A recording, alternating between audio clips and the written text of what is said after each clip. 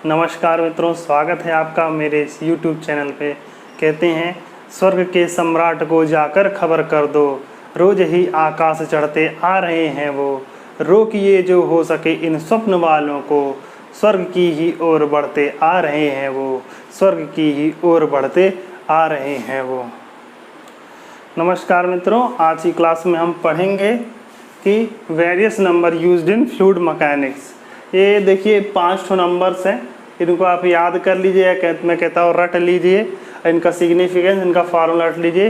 ये डिक्टो बस इसी तरह आते हैं, जैसे सीधे रेनॉल्ड्स नंबर का फार्मूला पूछ लेगा या उसका इक्वेशन पूछ लेगा। तो ये डिक्टो क्वेश्चन इसी तरह से ही आते हैं, तो इसको आपको सिर्फ देखना है और याद कर लेना है। इनके बारे में जगह जगह पर यूज़ होगा, तो उसके हिसाब से आप यूज करते रहेंगे। तो मैं एक बार आपको पढ़ के सुना देता हूँ, ठीक है। तो उसके बारे में थोड़ा रेनॉल्ड्स नंबर सबसे पहले जो आपने सबसे ज़्यादा सुना होगा, ये होता है inertia force upon viscous force, ठीक। इसका प्रयोग वहाँ पे किया जाता है जहाँ पे विस्कस फोर्स बहुत अधिक प्रीडोमिनेट होता है, जैसे स्ट्रीम लाइन फ्लो। तो इस प्रकार के फ्लो में हम लोग रेनॉल्ड्स नंबर का बहुत अधिक महत्वपूर्ण योगदान होता है, यानी बहुत महत्वपूर्ण होता है। तो इसका प्रयोग कहाँ किया जाता है? इसका प्रयोग किया जाता है flow in closed pipes. Closed pipe में इसका सिग्निफिकेंस बहुत ज़्यादा होता है। दूसरा है फ्रॉड्स नंबर।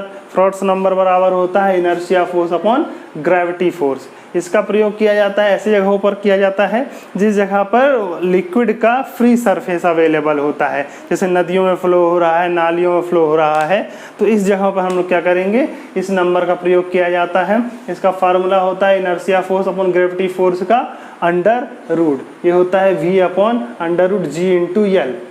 यल क्या है? यल लेंथ है, जिस लेंथ पे जाने के बाद फ्रॉड्स नंबर की वैल्यू चेंज होगी, ठीक। लेंथ किस लेंथ तक के लिए? V क्या है? वेलोसिटी ऑफ द फ्लो है। इसका प्रयोग कहाँ होता है? इसका प्रयोग ओपन चैनल में, वियर्स में, स्पिलवे में और चैनल्स में होता है।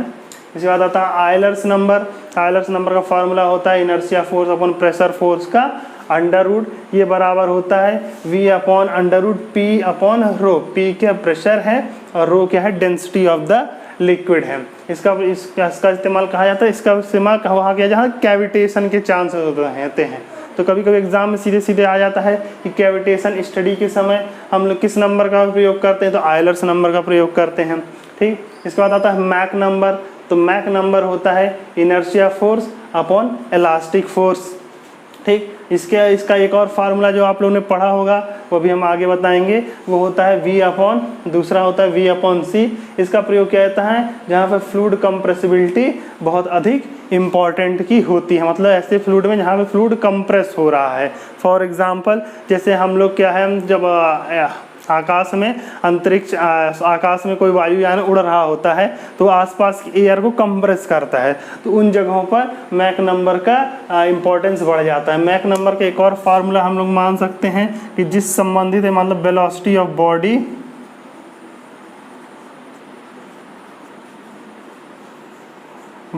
Divided by velocity of sound. Velocity of sound, Mach number का एक फार्मूला ये भी होता है। उसका बाद आता है वेबर नंबर। तो वेबर नंबर होता है inertia force upon surface tension force, equal to हो जाता है V upon under root sigma upon rho into L. Sigma क्या है? सरफेस टेंशन फोर्स है। रो क्या है? Rho density of the liquid है। और यल लेंथ है। इसका प्रयोग किया था कैपिलरी स्टडीज में, जहाँ पर हम लोग कैपिलरी के फार्मूले के बारे में डिस्कस कर रहे होते हैं, ठीक। तो ये 5 नंबर को आपको डायरेक्टली जैसा है डिक्टो का डिक्टो इसको याद कर लेना है। ये इसमें से एग्जाम में से एक आध क्वेश्चन जरूर आता है, आप इस पेज का स्क्रीनशॉट ले लीजिए और अपने नोट्स में लिख लीजिएगा। अब देखिए आपको हम थोड़ा सा फ्रॉड नंबर के बारे में बता देते हैं। देखिए फ्रॉड नंबर अगर इसकी वैल्यू 1 है तो इसे हम कहते हैं क्रिटिकल फ्लो। क्या कहते हैं? Critical flow. और यदि फ्रॉड नंबर की वैल्यू 1 से ज़्यादा है तो हम इसे कहते हैं सुपर क्रिटिकल फ्लो। क्या कहते हैं? Super critical flow. और यदि फ्रॉड नंबर की वैल्यू 1 से कम है तो इसे हम कैसे कहा जाता है, सब क्रिटिकल फ्लो।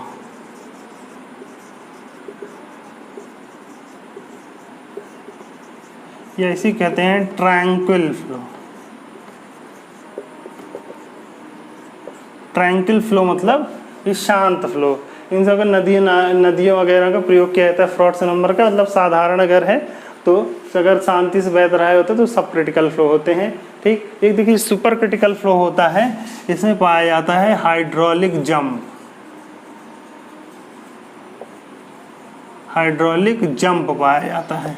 जैसे देखे होंगे कभी कभी नदियों में पानी ऐसे तैसे का उछलता है। ठीक, तो इसे हम कहते हैं हाइड्रोलिक जंप कहा जाता है। तो जब फ्लो क्या होता है, सुपर क्रिटिकल होता है, तब उसमें हाइड्रोलिक जंप पाया जाता है। ये क्वेश्चन एक बार पूछा गया था कि हाइड्रोलिक जंप पाया जाता है critical flow, super critical flow या सब क्रिटिकल फ्लो में, तो ये पाया जाता है सुपर क्रिटिकल फ्लो में। ठीक, तो हाइड्रोलिक जंप पाया जाता है। ठीक, तो ये थोड़ा सा याद कर लीजिएगा, इसमें से क्वेश्चंस आने के चांसेस बहुत ज़्यादा होते हैं। ठीक, अब आगे बढ़ते हैं तो हम लोग जानते हैं कंटिन्यूटी इक्वेशन।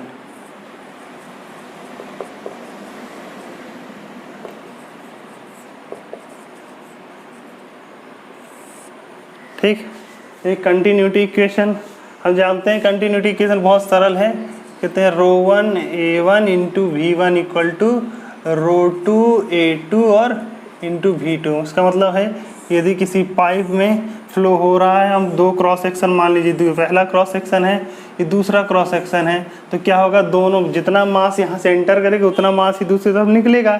इसलिए m1 बराबर क्या होगा, m2। तो दोनों के मास को इक्वल रख देंगे तो ρ1 a1 v1 इक्वल टू हो जाता है ρ2 a2 v2 हो जाता है। ठीक, तो ये होता है कंटिन्यूटी इक्वेशन। अब देखिए कंटिन्यूटी इक्वेशन ये जो है ये कंप्रेसिबल फ्लूइड के लिए है। अब अगर आता है इनकम्प्रेसिबल फ्लूइड के लिए, अगर फ्लूइड क्या है, इनकम्प्रेसिबल है,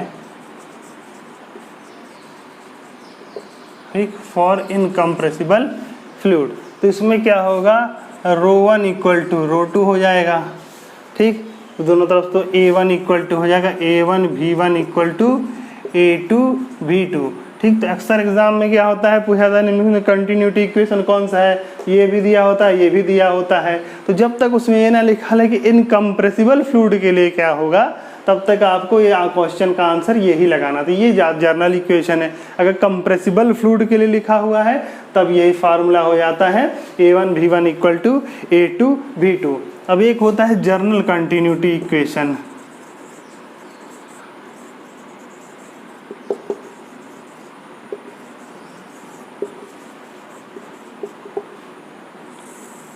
जर्नल कंटिन्यूटी इक्वेशन देखिए, ये कार्टेशियन कोऑर्डिनेट में हम बताने जा रहे हैं।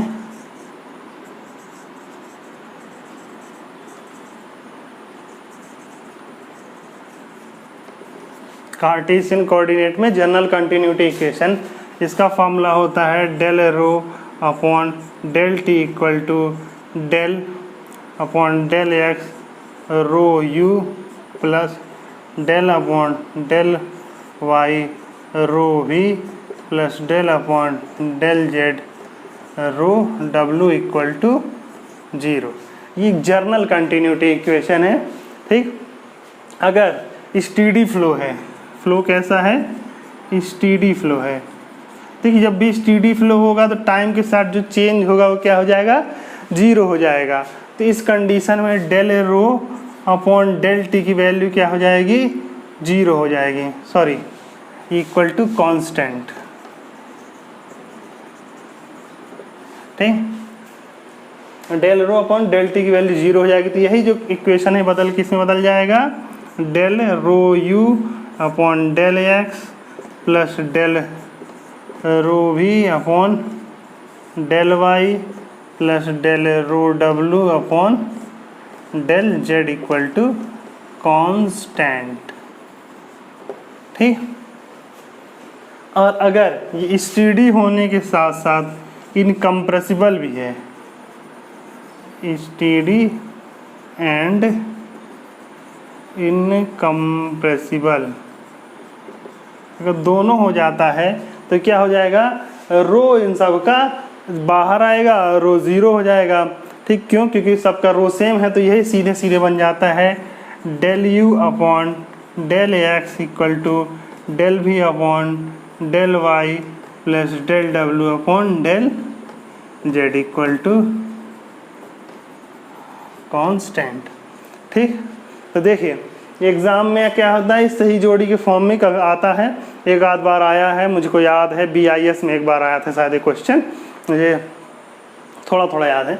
ठीक, तो इसमें क्या है, ये सही जोड़ी बनाने में general continuity equation steady flow के लिए क्या होगा, स्टेडी है और इनकम्प्रेसिबल है दोनों के लिए, तब ये कंडीशन में इसका फार्मूला क्या होगा। अब देखिए इसमें क्या है, रो डेंसिटी है, टी टाइम दर्शा रहा है, एक्स वाई जेड क्या है, तीनों डायरेक्शन के कोऑर्डिनेट जो हम जानते हैं वो दर्शाते हैं, जैसे ये एक्स कोऑर्डिनेट, ये वाई कोऑर्डिनेट और ये जेड कोऑर्डिनेट। ठीक, u क्या है, एक्स डायरेक्शन की वेलोसिटी है, v क्या है, y डायरेक्शन की वेलोसिटी है, और w क्या है, z डायरेक्शन की वेलोसिटी है। मतलब तीनों डायरेक्शन में वेलोसिटी के क्या क्या कंपोनेंट आते हैं, तो ये वो है। तो ये हम जानते कहते ये होता है कंटिन्यूटी इक्वेशन। अब आगे बढ़ते हैं। सपोज कोई क्वेश्चन है जिसमें इस प्रकार का दिया हुआ एक पाइप है जो आगे का आकर के दो भागों में बट जा रही है। ठीक, और यहाँ का हमको डायमीटर दिया हुआ है D1, इधर का इसका डायमीटर दिया हुआ है D2 और इसका डायमीटर दिया हुआ है D3। ठीक, और यहाँ की वेलोसिटी V1 है, यहाँ की वेलोसिटी V2 है, यहाँ की वेलोसिटी V3 है। तो देखो इस क्षेत्र में जब मतलब कोई एक पाइप जा करके एक से दो भाग में बट रहा है या दो पाइप मिल करके एक भाग में बन रहे हो किसी तरफ से, तो दोनों तरफ कंटिन्यूटी इक्वेशन सेम हो जाता है। तो इस तरह के सवालों में हम लोग क्या करेंगे, V1 into area of A1 equal to V2 into area of A2 plus V3 upon area of A3। ठीक है, एरिया ले लेते हैं। ठीक, तो कहने का मतलब ये है कि इस प्रकार के सवालों में जितना मास का इनलेट हो रहा है उतना मास का आउटलेट हो रहा है। तो इस प्रकार सवालों में हम लोग इस प्रकार इस फार्मूले को रख करके आसानी से, अगर इसमें से कोई बाकी वैल्यू कोई एक वैल्यू नहीं पता है उसको हम लोग निकाल सकते हैं। ठीक, तो इस प्रकार से हम लोग इन सवालों को सॉल्व करेंगे जब ये इसमें संबंधित कभी कभी छोटे छोटे क्वेश्चन आ जाते हैं। ठीक, अब आते हैं हम लोग बर्नौली इक्वेशन पर। देखिए बर्नौली इक्वेशन, देखिए हम लोग किसी चीज़ का डेरिवेशन नहीं पढ़ना, सीधे सीधे उसका फार्मूला पढ़िए और उसी को याद रखिए, क्योंकि एग्जाम में फार्मूला आएगा उससे संबंधित छोटे छोटे सवाल आएंगे। ठीक, तो आपको ज़्यादा एकदम उसका डेरिवेशन पर ध्यान नहीं देना है। ठीक, क्योंकि इस प्रकार का इस प्रकार के एग्ज़ाम नहीं है अभी, ऑब्जेक्टिव टाइप के एग्ज़ाम में सीधे सीधे फार्मूले याद रखने हैं। देखिए बर्नौली इक्वेशन हम लोग पढ़े हुए हैं, जानते हैं P upon rho G plus Z plus V square upon 2G equal to क्या होता है, कांस्टेंट होता है। क्या होता है, कांस्टेंट। ठीक, तो ये आपने पढ़ा है। ठीक, ये बहुत सबसे ज़्यादा बहुत बस समझ पड़ा है। इसको क्या कहते हैं हम लोग, ये कहलाता है इसको कहते हैं प्रेशर हेड। ये क्या है, प्रेशर हेड। ये क्या है, इसको कहते हैं डेटम हेड। क्या कहते हैं, डेटम हेड। और इसको क्या कहते हैं, इसको कहते हैं वेलोसिटी हेड। क्या कहते हैं, वेलोसिटी हेड। हेड मतलब क्या होता है, हेड मतलब होता है energy per unit weight. Energy per unit weight को हम लोग क्या कहते हैं, हेड कहते हैं। ठीक, इसमें P क्या है, प्रेशर है। ठीक, Z क्या है, डेटम है। अब देखिए इसके एजम्पशन,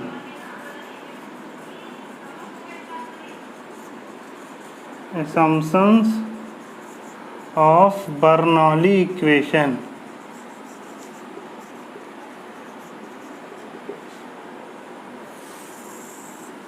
ठीक, बर्नौली इक्वेशन एजम्पशन क्या है। Number 1, fluid should be ideal.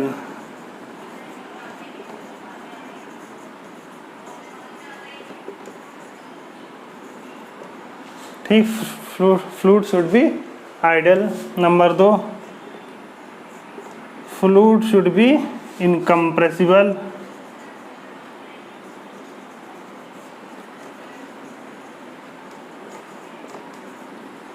ठीक, फ्लो कैसा होना चाहिए? Flow should be irrotational. ठीक, फ्लो कैसा होना चाहिए? Flow should be. ठीक, और चौथा, फ्लो जो कैसा होना चाहिए?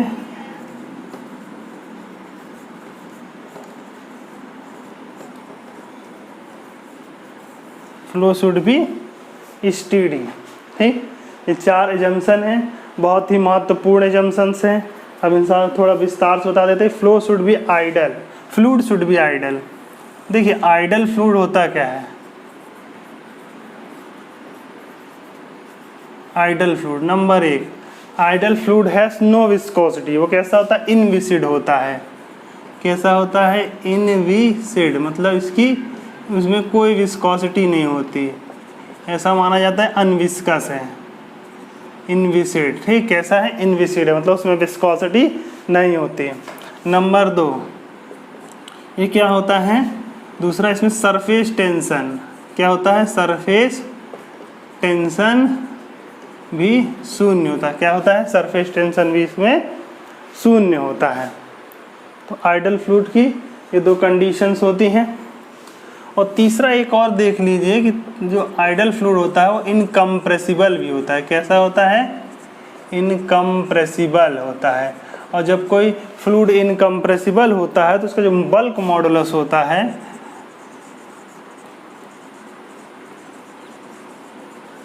जिसकी वैल्यू इनफाइनाइट होती है।